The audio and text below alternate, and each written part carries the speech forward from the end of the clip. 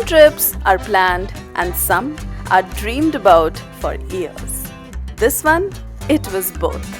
4 friends, one dream, a pact to live our own Zindagi na Milegi Dobara moment, freedom, flamenco, laughter, tapas, and a whole lot of paella.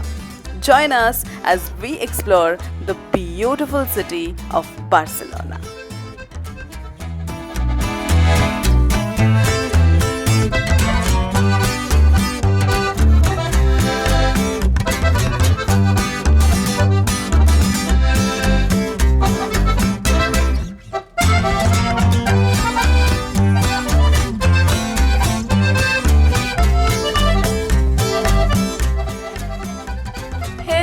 From Barcelona, guys. We just reached here. It's around 3:30 p.m. and we took a train from Malaga to Barcelona, and we just checked into our Airbnb. We are 4 of us staying here, Atulai, and one of his friends is coming along with his wife. So we just booked an entire Airbnb, and this Airbnb is, I think, the best one in the whole Euro trip, both in terms of location as well as the aesthetics. So it is very, very close to La Sagrada Familia, and it is around 300 meters from there. Anyone coming to Barcelona would know about La Sagrada. So yeah, that way it's quite convenient, and we took a train from the train station, and metro I mean, and we arrived here, and finally, like, we are very, very tired, and we are very hungry as well, so we are just going to grab some food. But let me first show you how the Airbnb looks. So it starts from here. First of all, we have a laundry system, like we have a washing machine as well as a dryer here, and then we have a wash basin. Then we have the kitchen here. It's an open kitchen with an island as well, and काफी अच्छा लग रहा है ये. यहाँ पे you can see there is a counter and high stools are there, so you can just sit and chill. And then this is the living room. Hi Atul. So this is the living room. We have a sofa and a center table and a TV, and quite aesthetically decorated. The decor is quite minimal, but I love it. So here is how it looks. Then we have the refrigerator, the microwave, and everything is there. And then we go on to both the rooms. So this one is bedroom number 1. Again, very cute.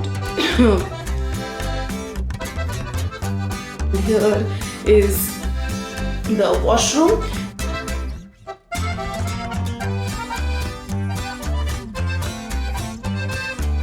The second room is quite similar, so you can see, like, here again, this is the second room.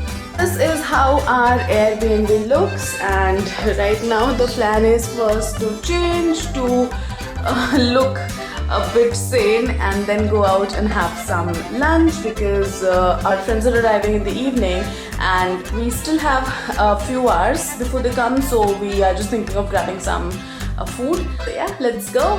And one more thing, so we arrived here on Labor Day. It is May 1, and in a lot of Airbnbs they charge you an extra they charge you some extra money for days when it is a public holiday, because someone who is letting you in the Airbnb, that person is working on that day. So yeah, it ended up costing us 30 euros more because it was a public holiday.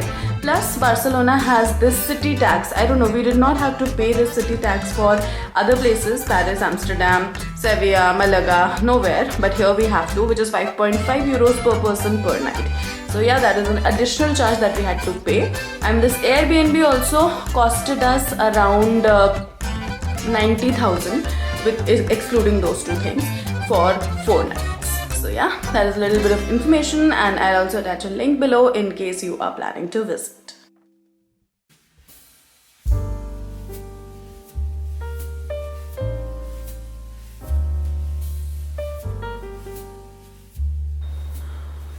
We spent the evening strolling around the stunning La Sagrada Familia, chatting about art, culture, and of course, what to have for dinner. There is something about places like these that make you slow down and just relax. We ended the night with a simple but perfect dinner, pizza and gambas al ajillo, those delicious garlic prawns that Spain does so well. The next morning, it was finally time to dive into Barcelona's architectural wonders, and our first stop was the iconic Casa Batlló.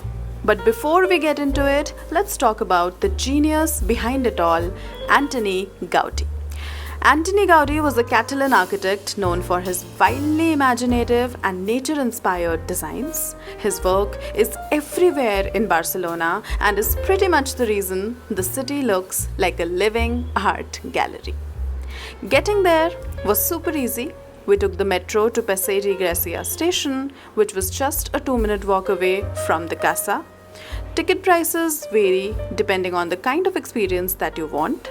There is a €35 ticket, which includes access to the house and an audio guide, and there is a €45 ticket as well, which includes fast track access and access to some exclusive areas. Whichever ticket you book, please make sure that you book it online and in advance. Set aside at least 2 hours to experience this place. There is so much detail packed into every corner that rushing through this would be a crime against Gaudi. So this casa was originally a normal building from 1877, but in 1904, the owner, who was Joseph Batllo, he commissioned Antoni Gaudi to completely transform this place, and Gaudi went full on dream mode. This place is covered in mosaic tiles and glass. Locals actually call it the House of Bones because of the skeletal balconies and the flowing structure.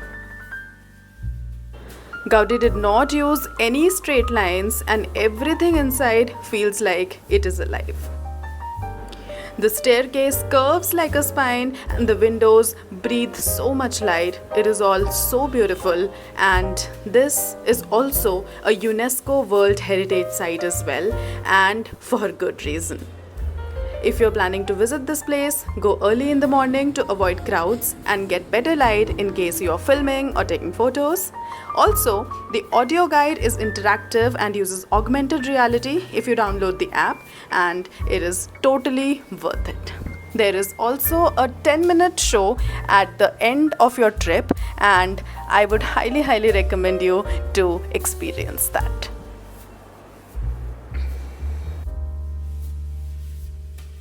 After soaking in the beauty of Casa Batlló, hunger hit hard, and so did the craving for some comfort food. So we headed to an Indian restaurant called Chilli right in the heart of Barcelona.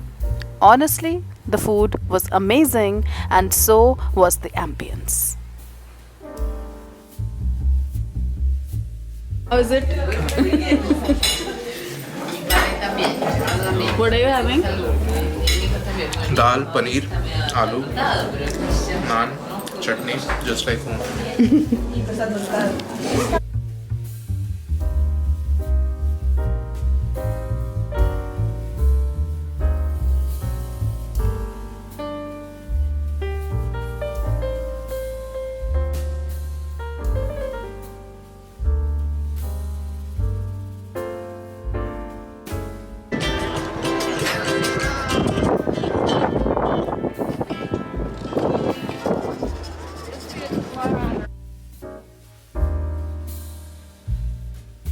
Our next stop was the legendary La Sagrada Familia, probably the most iconic site in all of Barcelona. And honestly, no matter how many pictures you have seen, nothing prepares you for the real thing. Getting here is super simple. Just hop off at the Sagrada Familia metro station, either on line L5 or L2, step out, and boom, the cathedral rises right in front of you. It's massive and it's magical. This masterpiece was designed by Antoni Gaudi, the genius behind so much of Barcelona's unique architecture. Construction started way back in 1882 and it is still going on. The goal is to finish it by 2026, 100 years after Gaudi's death. We booked our tickets online and I highly recommend it, especially in the peak season. Tickets start at around 26 euros, and if you are doing the audio guide, which you absolutely should, please remember to get your earphones. It will make your experience so much better. Now here's something cool. The basilica tells a story through its design. There are two main facades that visitors walk through. You enter through the nativity facade, which is the life side. It's detailed, full of nature and light, joyful, almost whimsical. Gaudi himself worked the most on this one. And then you exit through the passion facade, which is the death side. It's stark, dramatic, and intense, showing the suffering of Christ. Even the style shifts with modern angular sculptures that feel more raw.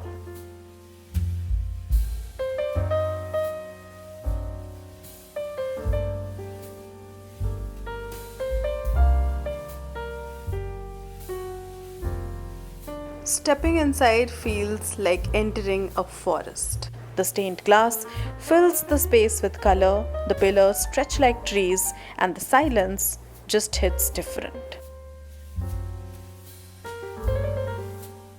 Give yourself at least 1.5 to 2 hours here. Trust me, you will want to slow down and just absorb it.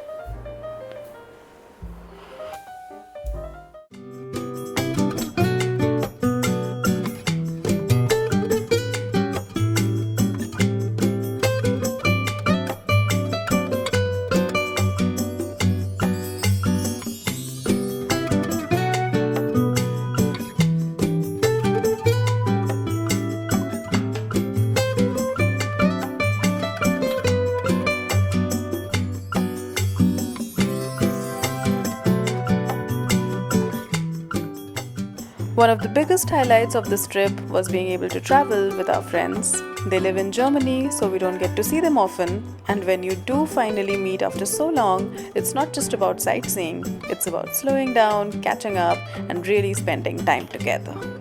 So we started this little ritual, cooking dinner together every night at our Airbnb. It became our time to just talk, laugh, reminisce, and share stories over chopping veggies.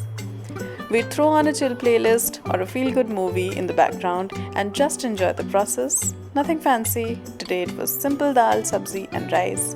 We picked up the groceries from a local supermarket and used up some leftovers from lunch too. And let me just say, the tomatoes in Spain, oh my god, so juicy and flavorful, they somehow made everything taste better.